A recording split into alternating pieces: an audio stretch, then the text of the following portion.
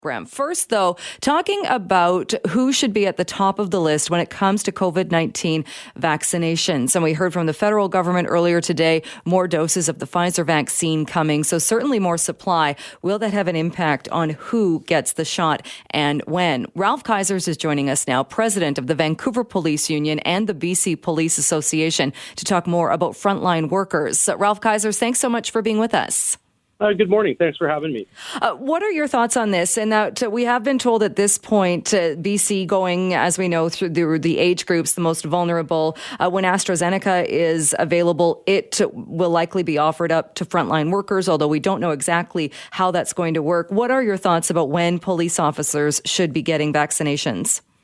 Okay, well, first and foremost, obviously our thanks goes to the federal government, the decision to prioritize the distribution, administration of the various vaccines to those Canadians that are most vulnerable. Also, at the federal government level, they've consulted and they have the National Advisory Committee on Immunization. And within that committee, they recognize that policing as a first responder in ensuring public safety should be a part of the phase 2 of the vaccination rollout. Now, what we've seen here in the province is obviously, our most vulnerable, marginalized communities. By all means, yes, they have to be vaccinated. We are part of phase 3, and then there was this category of essential services should more vaccines become available. Now that those vaccines are available, as first responders, as police officers, we do feel that we should be top of line for the vaccine, given that they're now bringing in, if you want to call it extra vaccines, or there's more of an abundance of vaccines, that we should be getting those vaccines in a timely fashion. Do you have numbers, or do you know as far as the numbers of police officers who have contracted COVID-19 or what the transmission has been like? I don't have the exact numbers from each of the individual municipalities, nor do I have the information from the RCMP that then police the rest of the province. But specific to Vancouver, I do know that we have had 30 members test positive. Quite a number of other members have been symptomatic.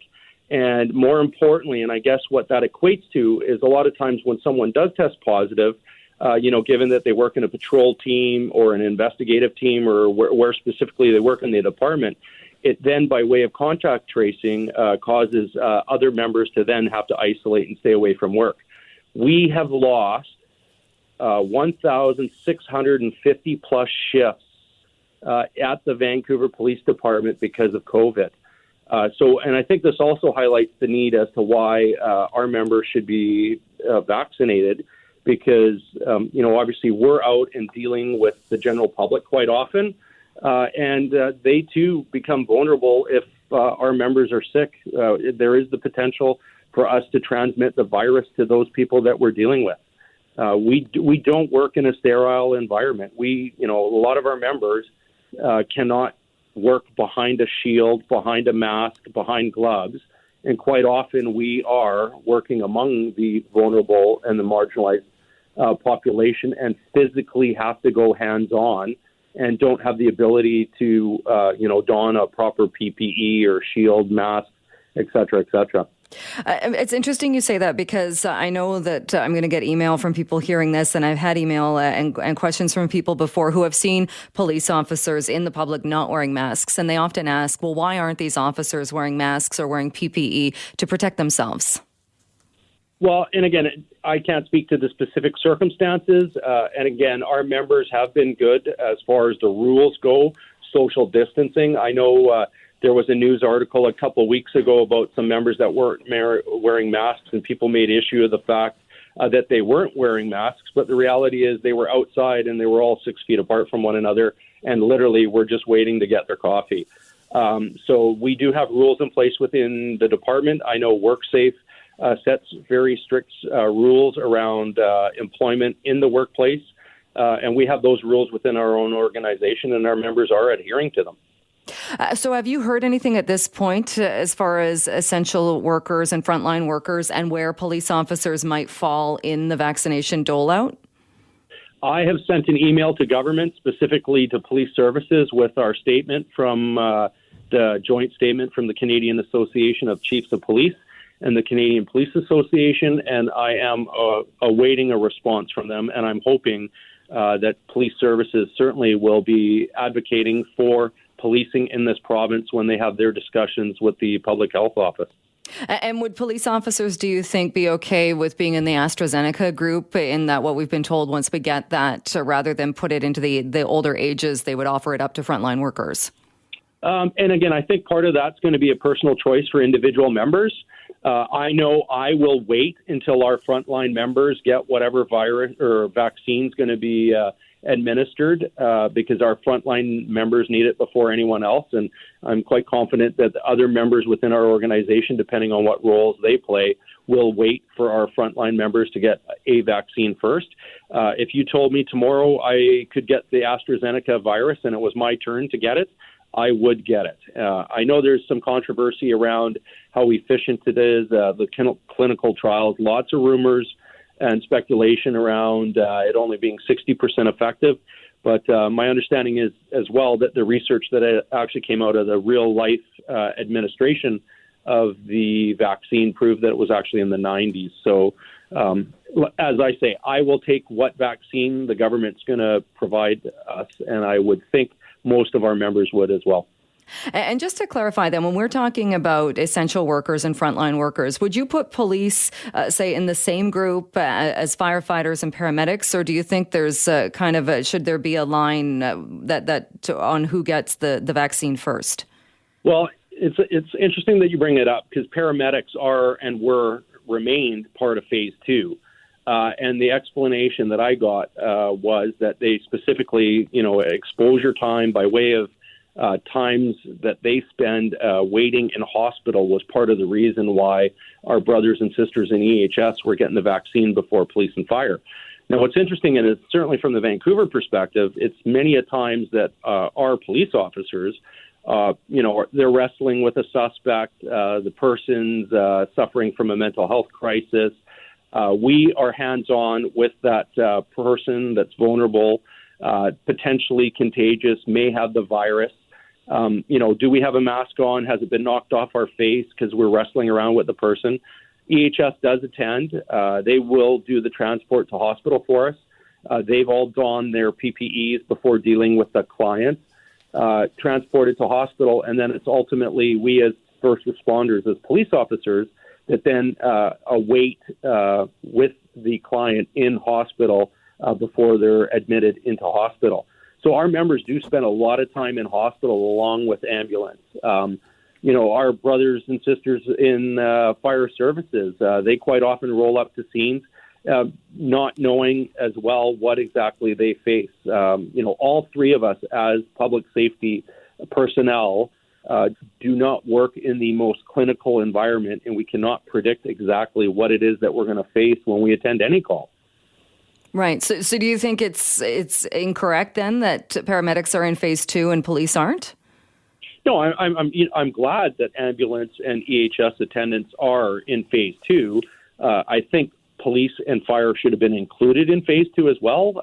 Obviously, the Public Health Office has its reasons and its explanation as to why that didn't happen. I don't necessarily agree with that, though. All right. Ralph Kaisers, we'll have to leave it there for today. Thanks so much for joining us to talk about this. Thank you. Well, coming up a bit later on in the program, we are going to talk to the dog owner in Anmore. What an absolutely horrible and awful thing to go through when he was out walking the German Shepherd puppy and tried to save his dog, but it was taken away by the cougar. He's going to join us a bit later on in the program.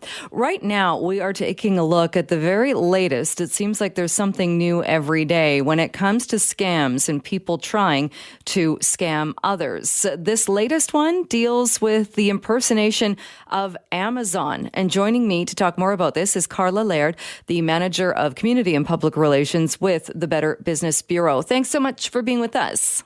Thank you so much for having me, and hello to your listeners. So not a new scam that someone is impersonating another company, but impersonating Amazon seems pretty bold. What are they doing? Yeah, so we've been seeing a series of impersonation scams concerning Amazon literally since the start of the pandemic. If it wasn't the emails or delivery scams or something connected to Amazon, it was a whole new other thing. And so this new one is a text scam where you are receiving a text to say that you've won a prize in a raffle that Amazon was hosting, and you need to click on this link that is included in the text message to arrange for delivery of your prize. But we know, based on our investigations, that the link is malicious. It's taking you to a website that's controlled by scammers where they're collecting information that people submit, thinking that they're actually going to be getting something from Amazon in return. And do we know, what are they doing with that information? Well, so depending on where your link takes you, we've seen where it asks for your name, it asks for your home address, it asks for your email, and in some instances, it's even asking for payment information or login credentials for your Amazon account. And that's data that they can take for use to further identity theft. It's information they can use to get access to your Amazon account. It's information that they can use depending on the payment method you provided to purchase other items or purchase other services that allow them to facilitate other scams. It seems a little different in this case, too. I've had some of the ones saying there's an issue with your Amazon delivery or your Amazon package or this, and I've realized I'm not actually waiting for anything right now. So clearly this is a scam. This isn't a legitimate email. But in this case, I guess they're working on the working idea that so many people use Amazon that by sending this out and saying you've won something through your account, they might catch more people. Yes, and that is exactly why they've selected this specific organization or this specific brand to target for the impersonation. Because almost everyone, if you're thinking about it, has an Amazon account, is an active Amazon customer, and they've done the similar kind of strategy with Netflix. Many people are using the streaming service for their entertainment at home, and so if they're sending a text message or an email that seems to be coming from Netflix, you're likely to take a second look because you are probably an active member or an active customer for that company. Are there specific numbers that people should be looking for as to where these text messages are coming from? Yes, so locally in our BBB, we have received several reports on BBB Scam Tracker with two specific phone numbers. So there are 714-883-6385. And a 714-507-5880. But there are other numbers that are being utilized as well by these cons. So I would pay less attention to the number and more attention towards the messaging that's being communicated to you. So if you're seeing something about a text from Amazon, you see where there is a strange link included and they're telling you that you've won a prize, or even if it's not Amazon, if it's a case where you're being told you've won something, you're seeing a suspicious link, or you're being threatened with punishment if you don't act now, or it seems to be coming from a brand or a company that you recognize, but you're not expecting that communication from them, treat it as a red flag. And what should you do then if you get one of these text messages and you're pretty sure it's a scam? If you're pretty sure that it is a scam, or even if you're not sure, the first thing I would say is don't click on any links that are included in that text message. You want to verify from the company itself. So if you're seeing where they're using Amazon's name in the text message, reach out to Amazon. You log into your Amazon account, contact customer service there to find out if there's any truth to this prize or to this information that you're seeing in the text message. If you're being told if you don't want to receive any more communications, click stop or no. I would avoid doing that either because it would communicate to the scammer, if that's the case, that the number is active, and then they'll probably try to perpetrate other scams because they know someone is likely to be receiving the information on the other end. And at the end of the day, just think before you click. Make sure you're not making decisions in a haste. Make sure you're not getting too excited by what you're seeing. Take time to verify, take time to confirm, and that will help you to avoid any kinds of text messaging coming your way. Because at the end of the day, if you haven't subscribed or given permission for a company to be texting you and you're getting text messages from them, that is a huge red flag, and you should avoid, following through with whatever is being asked. And what if you have clicked on it, or maybe you have a loved one who is concerned because they've clicked on it and you think that maybe you have inadvertently let them have access to your information? What do you do at that point? So if you have clicked on the link and you've shared information, so you've gone to the website, you've submitted details, press send, and that data is being shared with the scammer, whatever you have shared, you can consider it compromised. So if it's your Amazon login information, you're going to need to change that right away. If you shared your credit card information, you're going to need to reach out to your bank and ask them to cancel that card and reissue a new one that the scammers have no information for. And if it's a case where you shared social insurance numbers or any of that kind of super confidential information, you're going to need to reach out to Service Canada to let them know your data has been compromised, and they will walk you through the next steps as to how to secure your personal information from further risk of identity theft. And if it's a case where you actually clicked on the link and you haven't submitted information, you could still be at risk. And so that means you're going to have to do a sweep of your phone to make sure that there are no malicious software that was secretly downloaded without your knowledge. So you want to make sure your device itself is safe. Because if we think about what we use our phones for, we have our financial accounts there. We have our passwords saved on some of our devices, or photos, all of those things. You don't want to put those at risk. And at the end of the day as well, you want to make sure you're sharing that experience with BBB. So report it to us on BBB Scam Tracker so we can come on and warn others and help to keep everyone safe. If you figure that you have shared your password, and in this particular scam where they're impersonating Amazon, if you give them your Amazon password, is it safe to think that they are going to get access to your credit card if your credit card and that information is saved in your account? Well, so if you have shared your Amazon login information, they would be able to access the account. They would be able to make purchases or could possibly make purchases, especially if it's a case where they're trying to just send it to an address that is already stored in your account. So there are instances where we've seen reports actually where the scammer has made a purchase using the person's credit card that was stored into their account. They send the package to the individual's house, but lay wait the package. So they stand outside waiting for it on the date supposed to be delivered. And because Amazon has helped to narrow the scope of when the package is coming to a certain amount of hours, they would actually stand out there and collect the package, and you have no idea that it came. So those are some of the strategies that they're utilizing as well. All right. Always good to try and stay one step ahead of the scammers. Carla, we'll leave it there. Thanks so much for coming on and sharing this with us. Thank you so much for having me. Well, in the United States, a group of senators have unveiled a bill that is an effort to make daylight saving time permanent as more and more states try to end the moving of the clocks every year.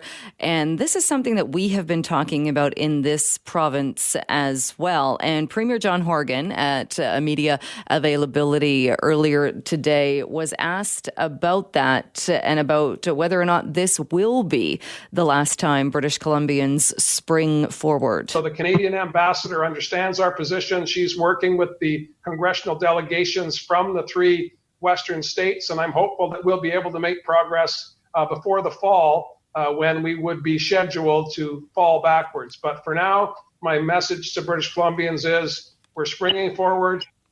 And that comes again while we're seeing a number of senators. So far, 15 states in the U.S. have the Sunshine Protection Act of 2021. Taking a look at that, it is a call to end the practice of clock changing. It was introduced on Tuesday by this group of senators, and it would mean that daylight saving would go ahead, but the states would not have to fall back again come November. If you look at a couple of states that don't do this already, Hawaii, parts of Arizona do not, and in California, it's also being talked about. That's something that the Premier talked about also, saying that BC isn't prepared to really go about this on their own. It needs to be something that's done down the coast, Oregon, Washington, California as well, to make it workable, seeing as we do so much trade with the United States. Well, joining me now is Tara Holmes, who is from the group Stop the Time Change BC. Tara, thank you so much for being with us. Oh, well, thank you so much, Jill, for having me. Appreciate it. What are your thoughts, seeing as we are now on the weekend where we spring forward and still really have no clarity on how long this practice is going to continue? I roll my eyes when I hear, everybody says they're going to do it if somebody else does it too. And my thoughts, honestly, are I really think it's time. Mr. Horgan has shown amazing leadership during the pandemic, and I think that he can just carry that through because, of course, he has legislated the bill to stay on daylight permanently. And wouldn't it be great leadership to say, we are going to do this like Sandy Silver did up north, and say, let's stay on DST, and I guarantee the rest of the country will follow. And yes, Jay Inslee in Washington State will follow at some point as well. And when you said we do trade with them, we do, but my goodness, business is done 24/7 online now, and for a little while, I don't think it would really matter that much being an hour difference. Yeah, the only person every time we talk about this, my dearest friend lives in Bellingham but works in Vancouver, and it's different now because of the pandemic, but when things get back to normal, we've talked about it. I think she's the only person I know that really would have an issue with it because she'd be going from one time zone to the other if they were different. But I don't think she's factoring in to John Horgan's decision-making process on this. Do you care which time we stayed in? Because that's another contentious issue. A lot of sleep experts will say if you're going to pick one, standard time is the better one to pick. Well, that's because standard time was the very first time ever. And when my co-founder and I, and it's actually not a group, there's two of us here in Kamloops, when we started this movement 5 years ago, we didn't care, and we don't. We just know we want the time change stopped. But the majority of British Columbians really do want it on DST. But something that needs to be understood here, and a lot of people think that we change the clocks every 6 months. We don't. In fact, the most surprising thing about this is for a total of about 8 months, we're already on DST. It's only about 4 months that we go into standard. Our bodies are already used to DST. And another thing that has changed a lot is lifestyle. I mean, when they first brought daylight saving in, it was nothing to do with farming. It was obviously to save energy for the war. Some people think it had something to do with farming. But, in the big picture of things, lifestyle has changed. And I don't know any parents out there, correct? If I'm wrong, hey, I'll admit it, but I haven't met any parents out there that wake their children up early to go to school, early to go out and enjoy some daylight before school. It doesn't work that way. Parents are like, get up and get your homework and get your bags. Let's get to school. It's after school when you want that daylight because they're walking home at different times between 3 and 6 because they've got basketball or debate club or, extracurriculars. And that's when that darkness is thrown upon us. That is when it's dangerous. So we're already used to the DST. So, yeah, I think it makes sense. And if you do any polls, you'll find that maybe 1 in 10 people pick standard. Interesting. I get what you're saying about parents. The only thing I've heard when we've talked about this, as we have many times on the show before, some parents would raise the issue of the early morning. If it's then going to be dark when kids are walking to school, then does that bring in a new level of danger with cars on the roads and people on the roads and walking to school or cycling to school when it's dark? I'm so glad you brought that up because this is something that we learned. An actual thesis study was done on this from a professor at a university. And the interesting thing about this is I want you to think about when you drive to work in the morning. When you think about that, you're at your best. You've had a great night's sleep, well hopefully, but your phone's not pinging with all sorts of distractions. And you know that kids go to school at the very same time every morning. So that's that. And most parents, let's face it, they're dropping off their kids, they're driving them to school. It's when you come home after school, that's when the kids are coming home at different times. Way more dangerous. Distracted drivers are out there. And when you leave work, you're distracted. You've had your head in your computer all day. Your phone is pinging. Maybe you forgot something at work. Your mind is everywhere. Roads are dark and wet, and suddenly there's pedestrian incidents. And it's no joke that there's all these ICBC claims the Monday after the time change. So it is, one of those things. That's the one thing. And that is, it's a good argument for sure. But kids much prefer to be home, not in the dark, especially when they start staying home alone after school at that sort of 11 and 12-year-old age.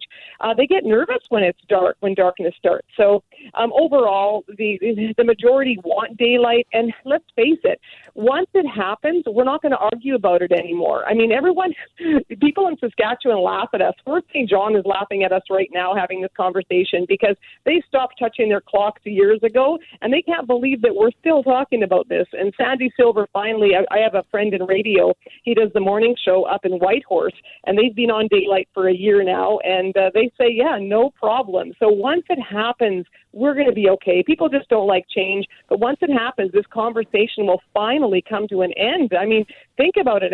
Twice a year we talk about it, and pretty soon, hopefully, we won't be. And I know COVID happened, and it was the biggest priority for sure, and I'm pleased that Mr. Horgan did what he did.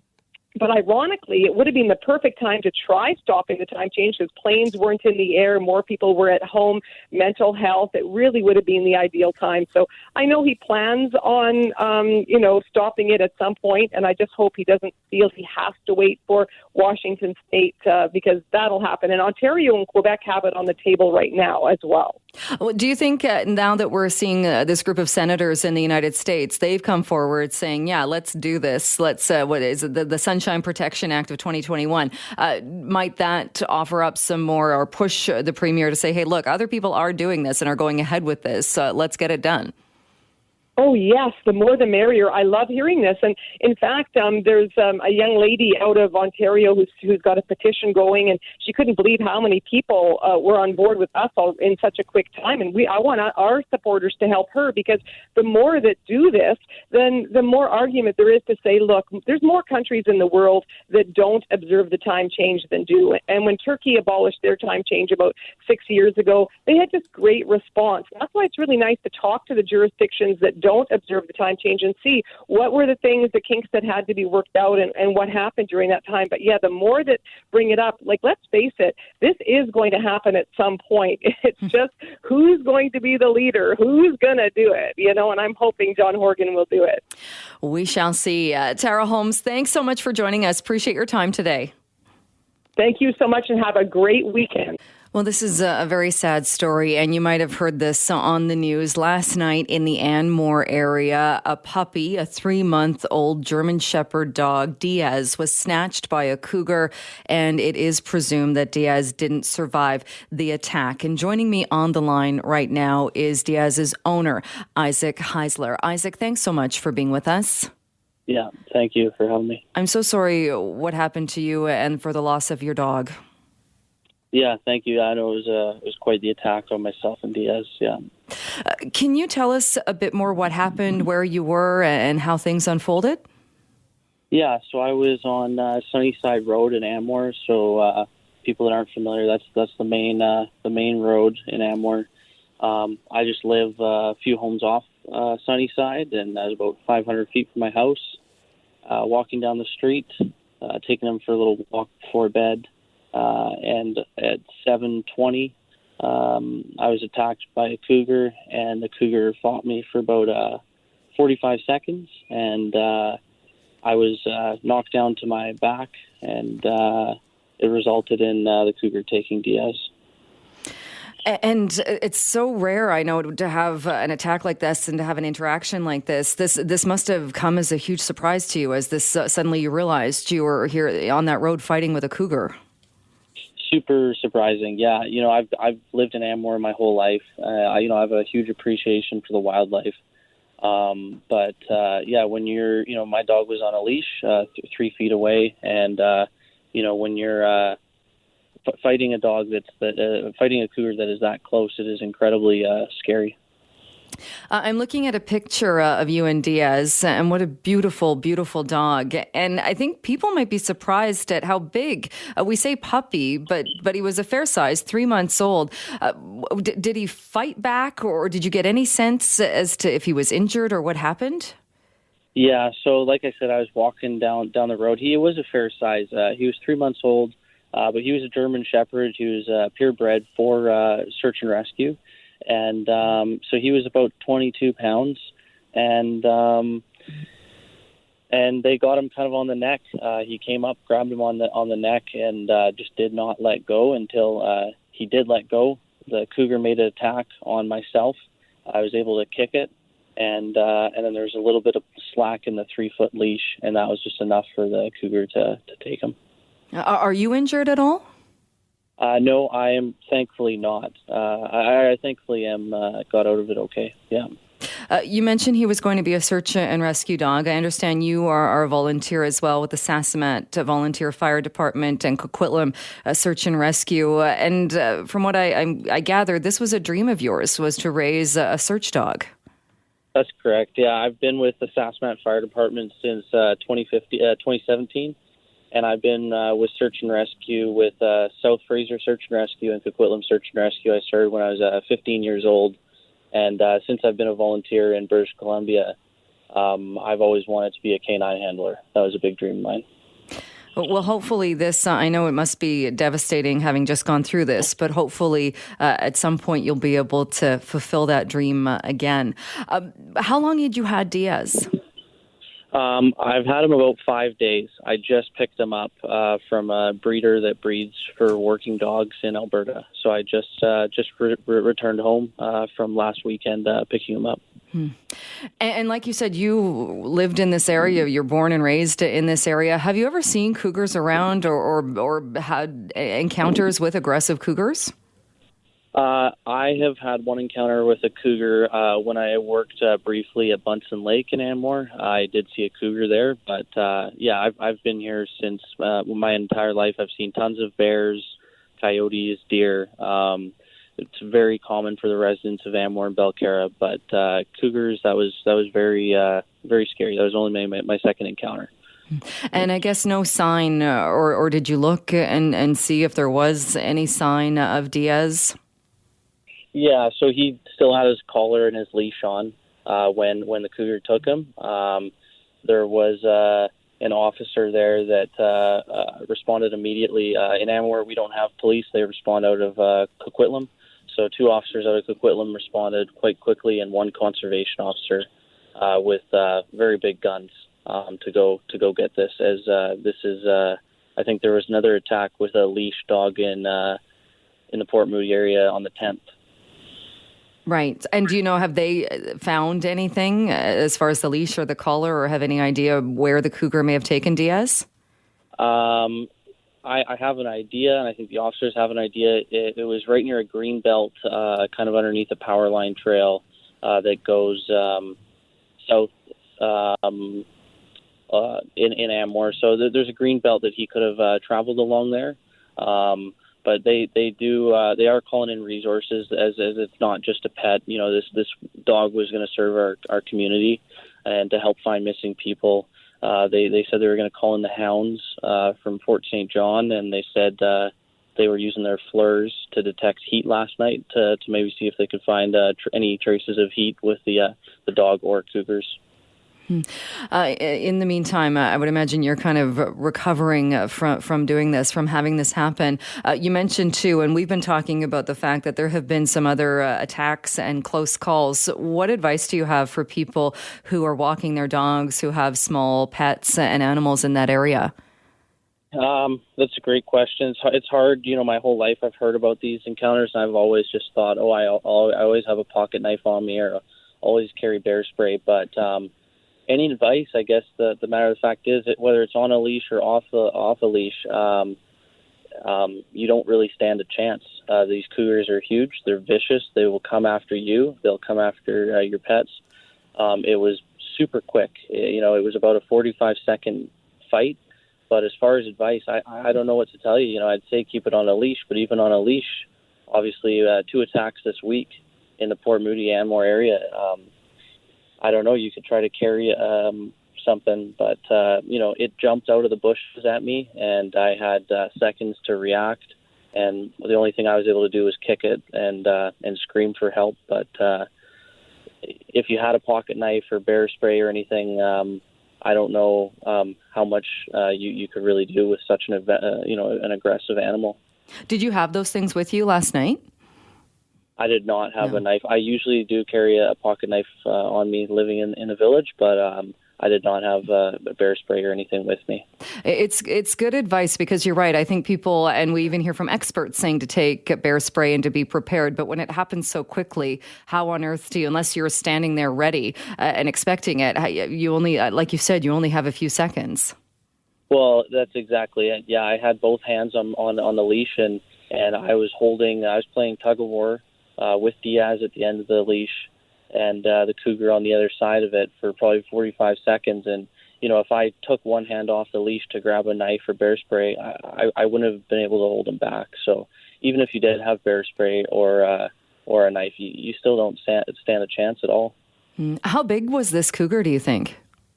I talked with the experts, with a conservation officer, and there was other neighbors around the area that longtime hunters, and they were all looking at the paw prints, and they were saying it was a good 120 pounds. Well, Isaac, I'm so sorry again for your loss and for the loss of Diaz. I'm glad you're okay, and I'll let people know there's a GoFundMe page to try and continue with your dream of getting this service dog, a search dog, in the community. Thank you so much for talking with us today. Thanks for your time. Yeah, I hope me and a new canine are able to serve the community one day soon.